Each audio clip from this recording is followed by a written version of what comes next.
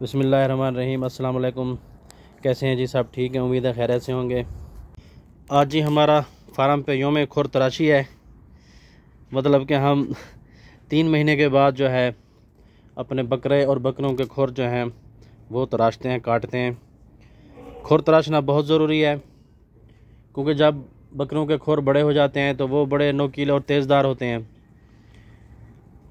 ہوتے ہیں، تو وہ بکریاں اپنے پاؤں سے خارش کرتی ہیں اپنے جسم پہ۔ جب وہ اپنے پاؤں سے اپنے تھنوں پہ خارش کریں گی تو ان کے تیز نوکیلے کھروں کی وجہ سے وہ بکریاں اپنے تھن جو ہیں وہ زخمی کر دیتی ہیں، تو یہ بھی ان کا نقصان ہے۔ دوسرا یہ ہے کہ ان کو چلنے میں بڑی دشواری ہوتی ہے جب ان کے ناخن بڑے ہوں۔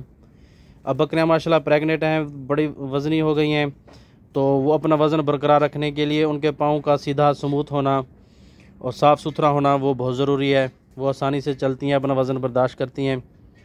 تیسرے نمبر پہ جی بکریوں کے جو پیشاب وغیرہ کرتی ہیں، ان کے پاؤں جو ہیں وہ زیادہ عرصہ کی وجہ سے یہاں سے ایک جگہ سے نا تھوڑے سے دیکھیں گلنا اور ٹوٹنا شروع ہو جاتے ہیں جب بڑے ہو جاتے ہیں، تو وہ بیلنس نہیں ہوتے۔ یہ دیکھیں، پھر وہ بیلنس سے اپنا پاؤں جو ہے وہ ٹھیک طریقے سے نہیں رکھ پاتے۔ تو ان کے لیے یہ ضروری ہے کہ ہر 3 مہینے کے بعد آپ اپنے بکرے اور بکریوں کے کھر جو ہیں ان کو تراشنا چاہیے آپ لوگوں کو۔ تو مختلف لوگوں کے مختلف اوزار ہوتے ہیں بکروں کے کھر تراشنے کے لیے، لیکن ہم جو استعمال کرتے ہیں جی یہ ہمارے فارم کا جی ایک قیمتی اوزار ہے، چاقو۔ یہ اچھی کوالٹی کا جی چاقو ہے ہمارے پاس الحمدللہ۔ اس سے ہم اپنے بکروں اور بکریوں کے ناخن تراشتے ہیں۔ یہ تیز دھار ہے، بہت ہی اچھے کوالٹی کا یہ چاقو ہے ہمارے پاس، تو اس سے ہم اپنے بکرے اور بکریوں کے ناخن کھر تراشتے ہیں۔ تو جتنا تیز دھار آپ کے پاس آلہ ہوگا اسی طرح آپ کے بکرے اور بکروں کے ناخن جو ہیں وہ صاف اور سموتھ صحیح طریقے سے کٹیں گے۔ تو آج ہم اپنے بکروں اور بکریوں کے جو ہیں کھر تراشی کرتے ہیں، تو پھر آپ کو دکھاتے ہیں جی اس کا کیا طریقہ کار ہے۔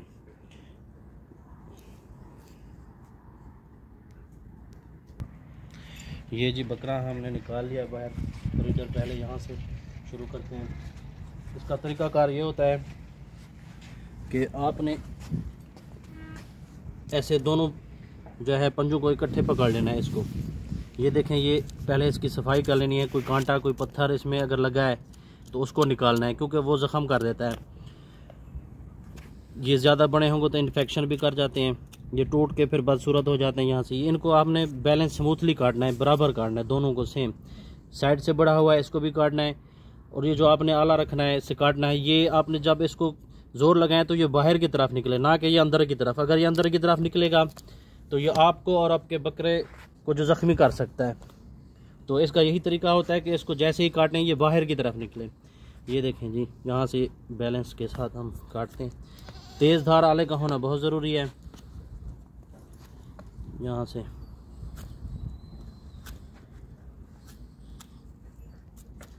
اندر میں بھی جو چیز پھنسی ہو وہ بھی نکل جاتی ہے، اندر سے بھی بیلنس کرنا ہے، کیونکہ اگر یہ ٹیڑھے میڑھے ہو جائیں تو پھر آگے یہ نقصان دیتے ہیں۔ یہاں سے ان کو برابر کریں گے، اتنا کاٹ لیں کہ نیچے سے بیلنس ہو جائے اور جو نیچے کٹ وغیرہ نہ لگے۔ اتنا بیلنس کریں کہ نیچے والا جو اس کا گوشت کا حصہ ہے وہ متاثر نہ ہو۔ یہاں سے پھر نوکیلے ہو جاتے ہیں، تو یہ اس طرح سے ان کو نوک یہ کاٹنا بہت ضروری ہوتا ہے۔ اس سے پھر یہ چلتے بھی ٹھیک ہیں، اور یہ ان کی نوک جو ہے یہ پھر جسم سے جب جسم پہ خارش کرتے ہیں تو یہ اپنے جسم کو زخمی نہیں کریں گے۔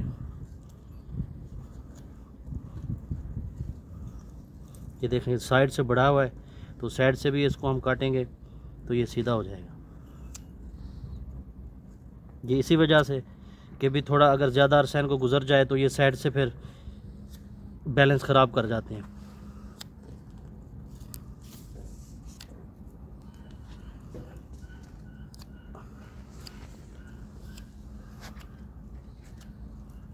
یہ دیکھیں، یہ ہم کاٹ لیں گے،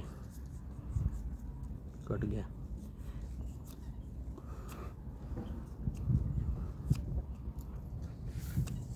یہ دیکھیں برابر ہو گیا جی۔ یہ طریقہ کار ہے کاٹنے کا۔ تو انشاءاللہ پھر باری باری ہم سب کے کھر آج کاٹیں گے۔ اللہ حافظ جی۔